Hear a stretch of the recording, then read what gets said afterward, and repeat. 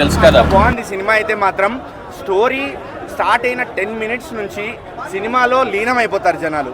తెలుసు కదా మూవీ చూశాను. అసలు థియేటర్లు అన్నా ఏంటన్నా మీ యాక్టింగ్ స్టైల్ అబ్బా అబ్బా అబ్బా ఏంటి అసలు థియేటర్లు ఎంత నవ్వించారో ఇప్పుడు కూడా అంత నవ్వించారు. పంచులు డైలాగ్స్ అవన్నీ అబ్బా చింపేశారు.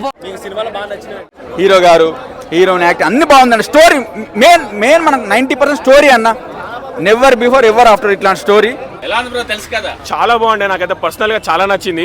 మ్యూజిక్ ఎలా కొట్టాడు తమన్ అసలు అనుకున్నాం కానీ డిసప్పాయింట్ చేస్తాడని, బీజిఎంస్ కి అయితే అస్సలు డిసప్పాయింట్ కాల, క్రేజీ ఉంది. బ్యాక్గ్రౌండ్ మ్యూజిక్ మాత్రం దంచి కొట్టారు.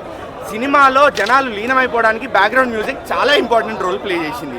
డిజెటిల్ 2 అందులో అందరు హీరోయిన్లు మన హీరోని వాడుకుంటారు కదా. ఈ సినిమాలో మాత్రం హీరోయిన్లు మొత్తం వాడుకుంటాడు. అసలు ఈ ట్విస్ట్ మాత్రము వేరే లెవెల్ ట్విస్ట్ ఇచ్చారు. సినిమా మాత్రం వేరే లెవెల్ ఉంది బ్రో. చికెన్ ముక్క మటన్ ముక్క ఈ సినిమా ఇటు పక్క. వాషింగ్ పౌడర్ సినిమా చూడకపోతే మీ కర్మ. ఫస్ట్ హాఫ్ మించి second half elevation goose bump theory అని చెప్పుకోవచ్చు బ్రో. సినిమా మాత్రం ప్రతి ఒక్కరికి థియేటర్కి వెళ్ళి ఎక్స్పీరియన్స్ చేయాలి. ఒక్క ముక్కలో ఏంటంటే వేరే లెవెల్. ఇంకా ఈ వీడియో మీకు నచ్చినట్లయితే లైక్ చేయండి. అలాగే ఇలాంటి మరిన్ని టాలీవుడ్ అప్డేట్స్ కోసం మా ఛానల్ ని సబ్స్క్రైబ్ చేసుకోండి.